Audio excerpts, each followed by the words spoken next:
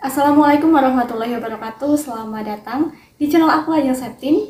Pada video kali ini aku mau sharing berapa sih nilai minimal supaya lolos seleksi PTN.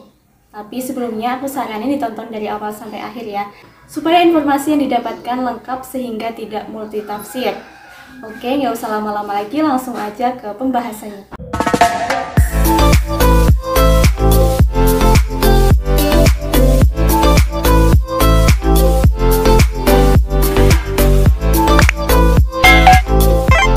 Untuk bisa masuk menjadi mahasiswa di perguruan tinggi negeri, kalian bisa melalui 3 jalur.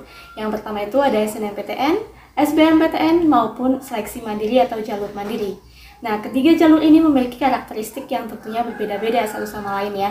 Pertama ada SNMPTN. Meskipun penilaian dalam SNMPTN itu cenderung tertutup, tapi waktu itu Prof. Budi pernah menyampaikan bahwasanya penilaian SNMPTN itu didasarkan pada 3 aspek utama, yaitu indeks sekolah pada PTN tersebut, nilai rapot, dan juga prestasi penunjang seperti misalnya piagam dan juga sertifikat.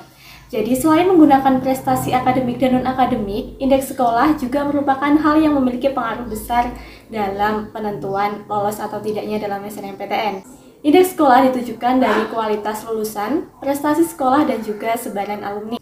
Jadi meskipun nilai kalian di bawah 9, katakanlah 8 ya, tetapi kalau indeks sekolah kalian di PTN tersebut tinggi, maka tidak menutup kemungkinan kalian bisa lolos di seleksi SNMPTN. Biasanya ya, sekolah yang memiliki indeks prestasi tinggi, memiliki ciri-ciri itu dia tuh sekolah itu tuh kayak pelit nilai gitu. Jadi nggak obral nilai dengan yang besar-besar atau nilai-nilai fantastis. Jadi cenderung lebih kayak agak pelit nilai, karena kan kualitasnya bagus ya. Semakin bagus kualitasnya, maka untuk mencapai nilai tinggi itu semakin susah. Begitu logikanya. Indeks sekolah pada PTN juga dipengaruhi oleh alumni. Jadi misalkan kalian punya kakak kelas yang lulus atau berkuliah di PTN tersebut. Nah, semakin tinggi atau semakin baik kualitas kakak kelas kalian yang di PTN tersebut, maka semakin tinggi juga indeks sekolah kalian. Jadi memang nggak cuma dari sekolah aja, tetapi juga dari alumni yang berperan dalam PTN tersebut. Nah, oleh karena itu aku saranin kalian tuh daftar di PTN yang memang di situ tuh banyak alumni dari sekolah kalian. Selain itu, dalam SNMPTN, kalian juga harus mencari nilai tertinggi dan juga usahakan prodi yang dipilih itu memang memiliki keterkaitan dengan materi mata pelajaran yang tertinggi. Nah, nilai minimal untuk SNMPTN sebaiknya itu berapa sih? Kalau menurut aku ya, itu sebaiknya jangan berawalan 7 atau berketerangan C. Jadi usahakan itu keterangannya B atau ya 8 lah gitu, di atas 8. Yang selanjutnya yaitu pada SBMPTN. SBMPTN merupakan nama seleksinya ya, sedangkan tesnya itu bernama UTBK. Nah, dalam UTBK ini tahun 2022 itu diujikan 2 materi subtes. Jadi ada TPA dan juga TPS. Yang masing-masing TPA dan TPS-nya itu dibagi lagi ke dalam subtes-subtes tertentu. Kalau misalnya di TPA itu kan ada TPA Sosum dan juga Saintek, yang mana kalau TPA Sosum itu terdiri dari sosiologi, ekonomi, dan lain-lain. Dan juga dengan yang Saintek itu terbagi lagi ke dalam subtes-subtes lagi seperti fisika, kimia, biologi, seperti itu. Nah, begitu juga dengan yang TPS ya. TPS juga dibagi ke dalam subtes-subtes lagi seperti misalnya PBM, PPU, PU, PK, seperti itu. Nah, lantas berapa nih nilai minimal supaya lolos menjadi mahasiswa di PTN melalui jalur SBMPTN? Yang pertama, saran aku usahakan subtes yang memiliki kaitan erat dengan jurusan yang dipilih itu memiliki skor tertinggi. Jadi misalnya kamu tuh memilih jurusan teknik kimia, maka usahakan skor TPA subtes fisika dan juga kimianya itu mendapatkan skor yang tertinggi. Karena teknik kimia itu memiliki kaitan erat dengan materi fisika dan juga kimia. Terus gimana dong dengan prodi lain? Gimana cara mengetahui keterkaitan subtes dengan jurusan yang dipilih?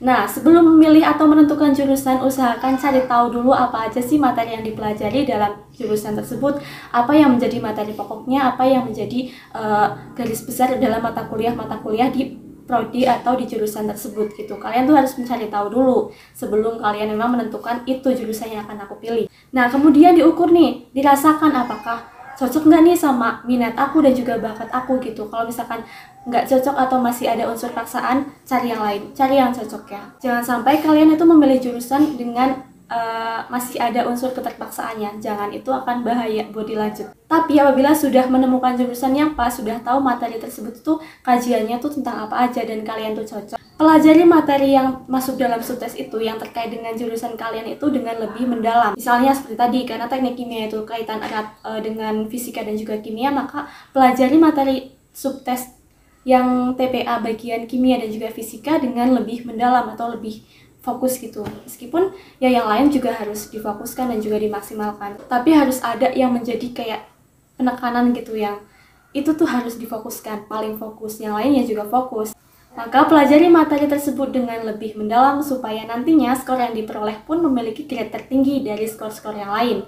Karena kan nanti kalau di skor SBMPTN itu nanti setiap subtes keluar skornya ya. Jadi misalnya ada untuk TPS itu ada PBM, ada PK, itu nanti ada skornya masing-masing, PBM sendiri, PK sendiri, begitu. Begitu juga dengan yang TPA. Jadi memang per subtes itu keluar. Nah, untuk materi atau subtes yang terkait dengan jurusan kalian, usahakan itu memiliki grade atau skor yang paling tinggi.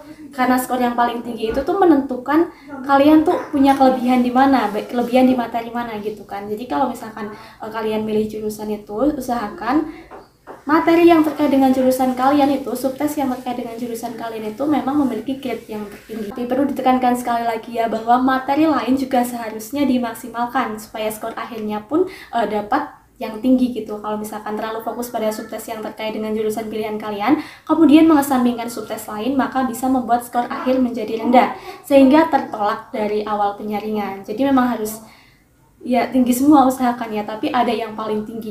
Nah, terus berapa sih nilai minimal nih, skor minimal untuk bisa lolos PTN melalui jalur SBMPTN? Nah, kalau saran aku ya, itu di atas 500. Jadi setiap subtes itu nilainya atau skornya itu di atas 500. Selain itu, kalian juga harus memperhatikan kualitas jurusan dan juga PTN yang dipilih. Jadi semakin tinggi kualitas PTN dan juga jurusan atau akreditasinya itu, maka semakin tinggi juga nilai yang harus diperoleh. Karena kan kalau misalkan kualitasnya tinggi, yang ingin di situ juga banyak kan ya. Nah, aku punya strategi nih supaya peluang lolos SBMPTN tinggi, yakni kalian memilih dua pilihan, yang mana pilihan pertama itu diisi jurusan dan juga PTN yang memang menjadi impian kalian gitu, yang diidam-idamkan. Kemudian yang ada di pilihan keduanya, kalian bisa memilih jurusan yang sama namun memiliki akreditasi di bawah jurusan yang ada di pilihan 1 dan juga pada PTN yang juga memiliki akreditasi di bawah akreditasi PTN pilihan 1. Jadi misalnya kalian tuh di pilihan pertama memilih jurusan dan juga PTN yang berakreditasi A. Maka supaya memiliki peluang lolos SBMPTN yang tinggi, kalian pilih atau cari jurusan dan juga PTN yang memiliki akreditasi di bawah A, yaitu misalnya B. Nah, itu akan memiliki peluang lolos SBMPTN yang lebih tinggi. Tapi dalam memilih jurusan itu memang harus disesuaikan dengan bakat, minat, dan juga biaya ya. Jangan cuma asal-asalan gitu. Oke, intinya usahakan ya skor kalian itu, skor akhirnya, nanti kan ada totalnya tapi itu biasanya ngitung sendiri ya. Totalnya itu usahakan di atas 500. Kalau misalkan kalian dapat di atas 600, wah itu kayak rasanya udah aman kali ya gitu. Akan sangat memuaskan jika skor akhir kalian itu di atas 600. Nah, jika demikian ya, kalian dapat dengan mudahnya, bisa jadi dikatakan seperti itu, untuk mendapatkan PTN top 3. Seperti misalnya UI, UGM, dan juga ITB. Selanjutnya yaitu untuk seleksi mandiri. Nah, seleksi mandiri PTN ini lebih bervariasi ya, dan juga tidak terpatok menggunakan prestasi maupun menggunakan skor UTBK saja. Karena untuk seleksi mandiri ini, PTN itu diberikan kewenangannya masing-masing. Kalau yang SBMPTN dan juga SNMPTN kan terikat dengan LPMPT ya. Tapi kalau mandiri itu memang diserahkan kepada PTN-nya masing-masing. Nah, oleh karena itu diantaranya biasanya seleksi mandiri itu ada yang memang menggunakan prestasi, ada yang menggunakan nilai UTBK, ada juga yang perpaduan keduanya atau menggunakan seleksi lain. Seperti misalnya dengan menggunakan sertifikat, kayak yang di IPB itu kan menggunakan sertifikat ketua OSIS. Untuk seleksi mandiri yang menggunakan prestasi akademik dapat disamakan dengan yang SNMPTN tadi ya. Sedangkan untuk yang menggunakan skor UTBK atau tes lagi, maka pembahasannya bisa disesuaikan dengan pembahasan tadi yang SBMPTN. Karena kan mirip-mirip ya, yaitu kan tes lagi, seperti SBMPTN kan tes lagi, terus juga skor UTBK-nya diolahnya juga sama. Tapi apabila menggunakan perpaduan keduanya, yakni menggunakan skor UTBK dan juga dengan prestasi digabungkan gitu ya penilaiannya, maka pembahasan tadi yang mengenai SNMPTN dan juga SBMPTN juga bisa dipahami kembali. Oh ya, satu lagi, untuk diseleksi mandiri yang di situ tuh terdapat uang pangkalnya atau SPI, sebaiknya kalian juga memperhatikan hal tersebut. Karena kan mandiri ya, jadi rencana sumbangan yang akan dituliskan atau yang akan diisikan oleh kalian itu bisa mempengaruhi lolos atau tidaknya kalian dalam seleksi mandiri. Namun dalam mengisi atau memilih uang pangkal ataupun SPI harus diperhatikan kemampuan juga ya. Jangan sampai memilih atau mengisi angka yang begitu fantastis tapi di luar kemampuan.